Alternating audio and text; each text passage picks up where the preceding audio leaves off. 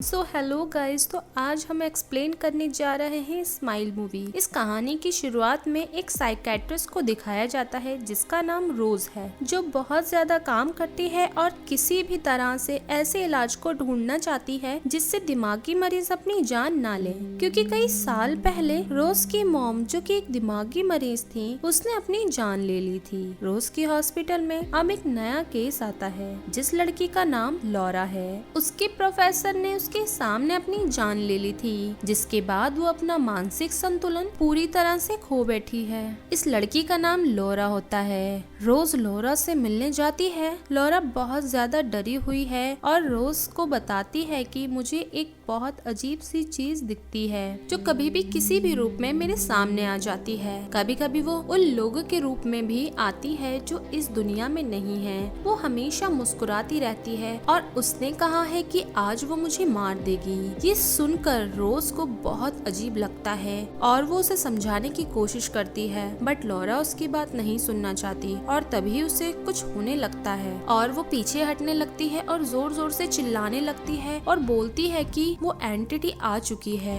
वह मुझे मार देगी। तब रोज को कुछ भी समझ नहीं आता कि उसे क्या करना चाहिए। रोज को उस रूम में कोई भी नहीं दिख रहा और वो देखती है कि लॉरा का मुंह खुला का खुला रह जाता है और लॉरा चाहकर भी अपने मुंह को बंद नहीं कर पाती। अब रोज मदद के लिए कॉल करती है। रोज कॉल करके जब वापस पीछे मुड़ती है तो उसके सामने लॉरा बिल्कुल सीधी खड़ी होती है। उसके चेहरे पर एक बहुत बड़ी स्माइल होती है। जैसा कि लॉरा ने कहा था कि वो एंटिटी जब भी उसके सामने किसी रूप में आती है तो उसके चेहरे पर एक मुस्कुराहट होती है और अब वही मुस्कुराहट अब लॉरा के चेहरे पर है। एंड अगले पल लॉरा अपनी जान ले लेती है, जिससे रोज पूरी तरह से सदमे में आ जाती है, क्योंकि बचपन में इसी तरह से उसने अपनी मॉम को मरते हुए देखा था। और ये दूसरा केस है। अब रोज जब घर आती है तो वहाँ पर उसका हस्बैंड होता है, जिसे वो सब कुछ बताती है कि कैसे हॉस्पिटल में एक लड़की ने अपनी जान ले ली। उसका हस्बैंड उसे अच्छा फील कराने के लिए बाहर डिनर पर ले जाता है, जहाँ पर रोज की सिस्टर भी अपने हस्बैंड के साथ आती है। यहाँ पर सब लोग अच्छे से बातें करते हैं। रोज की सिस्टर रोज से बोलती है कि तुम्हें वो मॉम वाला घर बेच देना चाहिए। रोज कहती है कि नहीं, मेरी मॉम की वो आखिरी निशानी है, मैं उस घर को नहीं बेचना चाहती। रोज अगले दिन जब हॉस्पिटल जाती है तब वो लॉरा के प्रोफेसर के बारे में पढ़ती है जिसने अपनी जान ले ली थी। वहाँ पर लिखा होता है कि मरने के बाद भी उसके चेहरे पर एक बड़ी स्माइल थी, एक वैसी स्माइल जैसा कि लॉरा के फेस पर थी। अब उसकी सिस्टर का कॉल आता है, जिसे सुनते सुनते रोज विंडो तक चली जाती है। वहाँ विंडो से नीचे देखती है जहाँ पर बहुत दूर एक आदमी खड़ा हुआ उसे घूर रहा होता है, जो रोज को बिल्कुल भी समझ नहीं आता। अब वो हॉस्पिटल में अपने राउंड पर जाती है, जहाँ पर वो एक पेशेंट को देखती है जो हमेशा डरा हुआ रहता था, लेकिन आज उसके फेस पर एक बहुत बड़ी स्माइल होती है। रोज उसके पास जाती है। वो हमेशा कहता था कि सब मर जाएंगे, आज भी वो वही कह रहा होता है, बट उसके फेस पर एक स्माइल है। एंड वो रोज से कहता है कि जल्दी तुम मरने वाली हो, तुम्हें कोई नहीं बचा सकता। इसके बाद वो स्माइल करते करते चिल्लाना शुरू कर देता है। रोज मदद मंगवाती है, बट दूसरे पल वो देखती है कि वह अपने बेड पर लेटा हुआ है। शायद ये रोज का भ्रम था, उसे कुछ समझ नहीं आता। डॉक्टर को जब ये पता चलता है तो रोज को कहता है कि तुम्हें एक हफ्ते आराम करना चाहिए, तुम एक हफ्ते की छुट्टी ले लो। रोज अब वहाँ से निकल जाती है। रास्ते में वो गिफ्ट शॉप में जाती है, जहाँ पर वो अपने सिस्टर के बेटी के लिए एक गिफ्ट लेती है। उस पर एक फोटो होता है जिसमें एक फैमिली है जो सबके सब स्माइल कर रहे होते हैं। अब रोज अपने घर वापस आ जाती है, जहाँ उसके हस्बैंड का मैसेज आता है कि आज उसे आने में देर हो जाएगी। इसके बाद अब रोज वाइन पी रही होती है, तभी सिक्योरिटी अलार्म अपने आप ही बजना शुरू हो जाता है, जिससे वो डर जाती है और भागकर घर के मेन डोर को लॉक करती है। बट जब वो पीछे देखती है तो पीछे का दरवाजा खुला हुआ होता है जो उसने लॉक किया था, जिससे वो डर जाती है। अब सिक्योरिटी का कॉल आता है। वह उसे कहती है कि तुम पीछे मुड़कर देखो, और वो पीछे मुड़कर देख रही होती है कि तभी एक बार फिर से कॉल यानी कि फोन रिंग होता है। किसी सिक्योरिटी का है, यानी कि अभी अभी जो उसने महसूस किया, एक्सपीरियंस किया था, वह सब उसका भ्रम था। अब उसके घर के बाहर पुलिस आ जाती है, जो उसके घर की तलाशी लेती है बट वहाँ पर कोई भी नहीं होता। अब रोज के हस्बैंड भी घर आ जाते हैं, जो उसकी इस तरह की हरकत से अब परेशान होना शुरू हो गया है। रात को रोज को नींद नहीं आ रही होती, इसलिए वो लॉरा की उस वक्त की रिकॉर्डिंग सुनना शुरू कर देती है जिस वक्त उसने अपनी जान ली थी। वो देखती है कि वहाँ पर लॉरा की आवाज के अलावा एक और साउंड होता है जो कि बहुत ही लो होता है। वो उसे हाई करके सुनने की कोशिश कर रही होती है कि तभी उसे अपनी मॉम की आत्मा दिखती है, जिसे देखकर वो डर जाती है और वो अपने आप को बचाने के लिए चाकू निकाल लेती है। और तभी उसका हस्बैंड वहाँ पर आ जाता है, जो रोज को चाकू के साथ देखकर डर जाता है। अगले दिन रोज अपनी सिस्टर के बेटे की बर्थडे पार्टी पर जाती है, जिसके लिए उसने गिफ्ट लिया था। हालांकि रोज अंदर से परेशान है और डरी हुई है, बट वो सबके सामने ऐसा प्रिटेंड कर रही होती है जैसे सब कुछ नॉर्मल है। अब रोज की सिस्टर का बेटा उस गिफ्ट को खोलता है जो रोज उसके लिए लाई थी। वो उस गिफ्ट को देखकर हैरान हो जाता है, क्योंकि उसमें रोज की मरी हुई बिल्ली होती है, जिसे रोज बहुत ज्यादा प्यार करती थी। सबके सब उससे हैरान और परेशान हो जाते हैं। रोज की सिस्टर कहती है कि कैसा मजाक है, बट रोज यहाँ पर अपनी बिल्ली की मौत से बहुत ज्यादा परेशान है। तभी वो गेस्ट के बीच में एक गेस्ट को देखती है, जिसके फेस पर एक बहुत बड़ी स्माइल होती है और ये सिर्फ रोज को दिख रहा होता है। और अब वो धीरे धीरे रोज की तरफ बढ़ने लगती है। अब रोज पीछे जाती है तो कांच के टेबल के ऊपर गिर जाती है, जिससे कि वो उससे जख्मी हो जाती है। इसके बाद रोज को उसी के हॉस्पिटल में लाया जाता है। यहाँ पर वो एक बोर्ड देखती है जिसमें बहुत सारे चेहरे होते हैं और 0 नंबर पर जो चेहरा होता है उस पर लिखा होता है नो पेन, और उस चेहरे पर स्माइल होती है।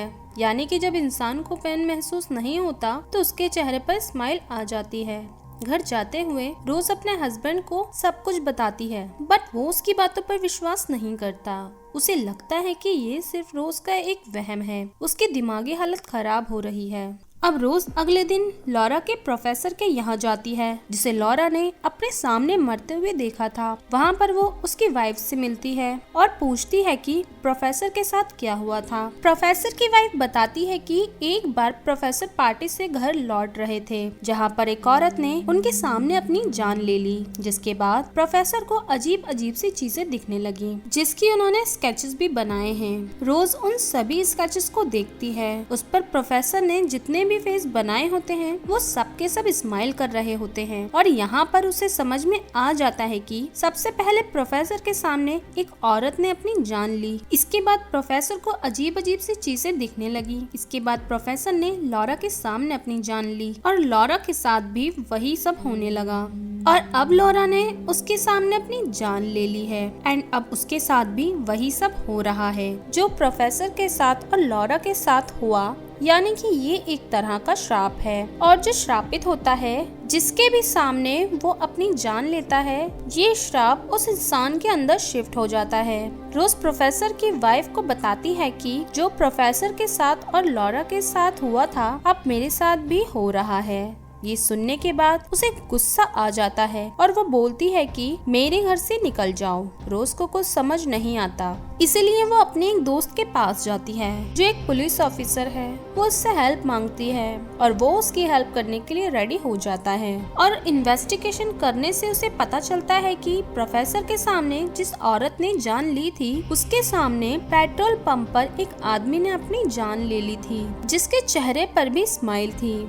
इसके बाद रोज अपनी सिस्टर के पास जाती है और उसे सब कुछ बताती है, बट उसकी सिस्टर को लगता है कि ये सब उसका भ्रम है। वो कहती है कि तुम्हारी हालत भी मॉम की दिमागी हालत की तरह हो चुकी है। रोज को ये सब सुनकर गुस्सा आ जाता है। वो कहती है कि जब मॉम को तुम छोड़कर चली गई थी तो मैं उनके साथ थी, मुझे पता है कि उनके साथ क्या हो रहा था। और गुस्से में वो गाड़ी में बैठ जाती है। उसकी सिस्टर गाड़ी के पास आती है और तभी उसकी गर्दन पूरी तरह से घूम कर नीचे आ जाती है। उसके चेहरे पर भी स्माइल होती है, लेकिन यह सिर्फ रोज को दिख रहा होता है। रोज की सिस्टर वहाँ नहीं होती। वो गाड़ी में चीखना चिल्लाना शुरू कर देती है। अब रोज के पुलिस ऑफिसर फ्रेंड का कॉल आता है। वह उसे बताता है कि इसी तरह से 20 लोग के केस हैं, जिसमें से 19 ने अपनी जान ली थी, लेकिन एक आदमी ऐसा है जिसने किसी और की जान ली थी और इस वक्त वो जेल में है। दरअसल उस आदमी के सामने एक दूसरे आदमी ने, उसके दोस्त ने अपनी अपनी जान ली थी, बट इसके बाद उसने अपनी जान नहीं ली बल्कि उसने किसी और को मार दिया।